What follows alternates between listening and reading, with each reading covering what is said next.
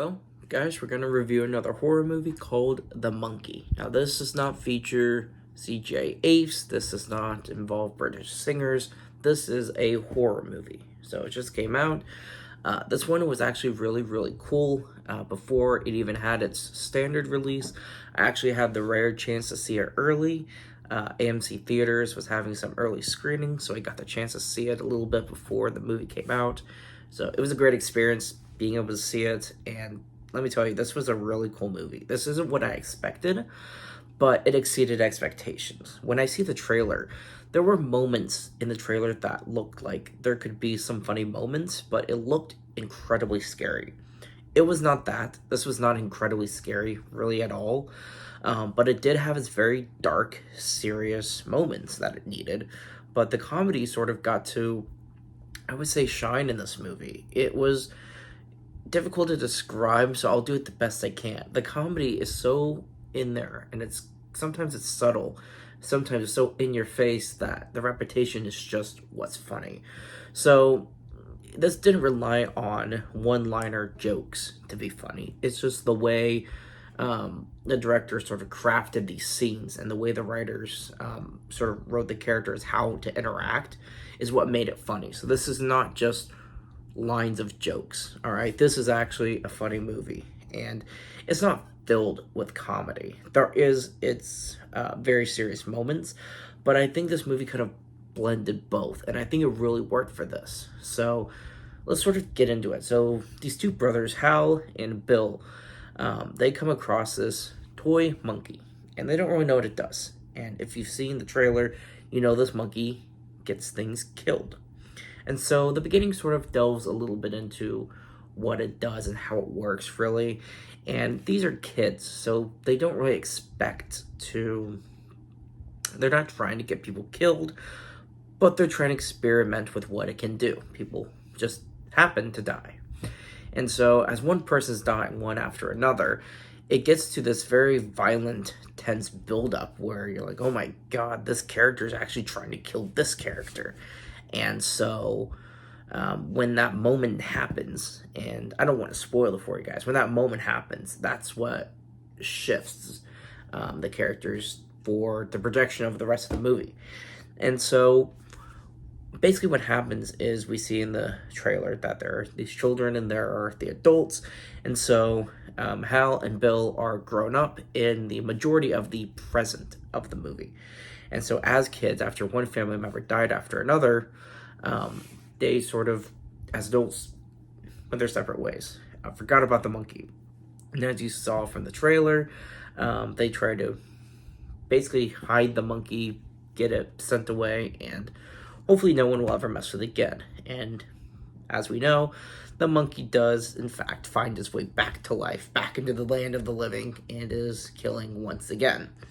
And the sort of plot twists that sort of get thrown at you with who's controlling the monkey at this point and who's controlling the monkey at that point is what sort of keeps you on your edge, not knowing what's going to happen because of who's in possession of what when it comes to information and when it comes to controlling the thing. I think that's what sort of prepped the film into what it is because of how enjoyable not only the comedy but the gore, but the story as well I thought was interesting. You have the standard father and son relationship. And I think that sort of carried sort of the more emotional, relatable side for the story. But I also want to mention the kills. Every horror fan wants to know if there are really good kills in this movie.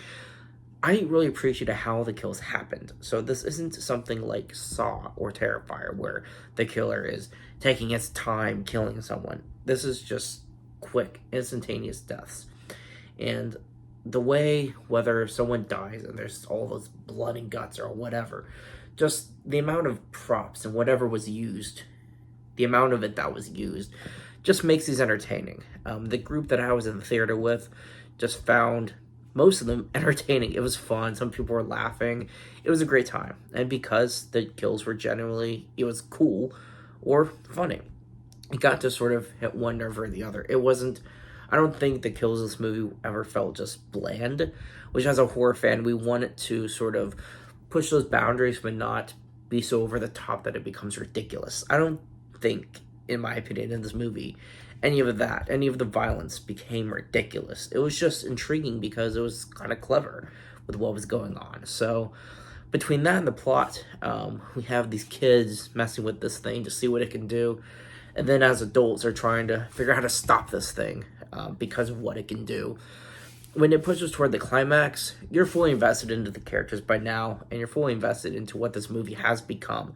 Because at this point, we've got some really good moments of acting for pretty much most of the cast. And that's what's so cool about this movie is going into the final stages of it, you are already impressed with the script, with the comedy, with the kills, with the story, and with the acting as well. And so you just have full confidence that this is going to be a banger going into this final act. And I think it was. It was very entertaining, and it definitely ends with a bang.